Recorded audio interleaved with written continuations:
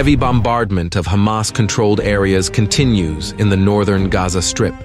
A series of strikes hit residential homes in Jabalia, killing several people. At the same time, Israeli units continue their offensive in the Al-Zaytun neighborhood in southwestern Gaza.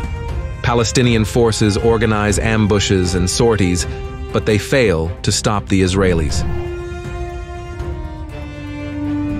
Israeli Air Force strikes also continue in the Isthmus area between the northern and southern parts of the enclave. Significant damage was recorded in Nuseirat, Al-Brej, and Deir al-Balah.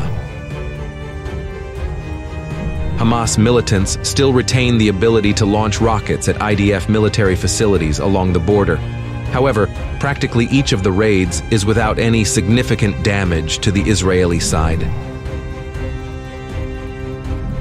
In the south of the Gaza Strip, the Israelis are still fighting in the western neighborhoods of Khan Yunis.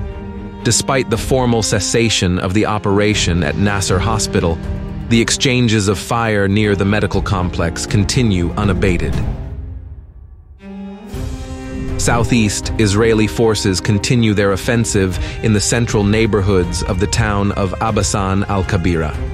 Meanwhile, Kataib Izz ad-Din al-Qassam militants reported blowing up a building in which 15 Israelis were sheltering. Massive strikes continue on Rafah, home to more than 1.5 million refugees.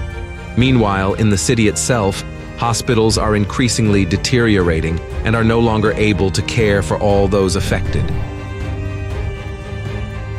In the West Bank, police operations are ongoing in several localities.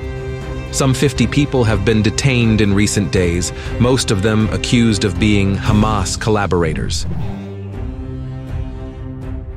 As for the Lebanese-Israeli border, the usual exchange of strikes continues.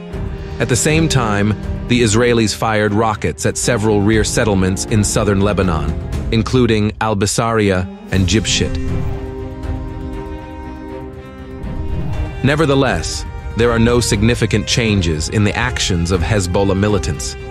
Members of the group routinely work on the border military facilities in the north of Israel.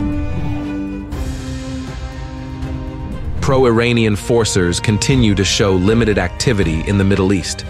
In Syria, proxies launched another strike against U.S. troop positions near the Conoco gas plant. The tense situation remains in the Red Sea region, where the parties are preparing for another round of confrontation. At the same time, the information about Yemenis damaging 4 submarine internet cables between Jeddah and Djibouti is being actively discussed on the internet.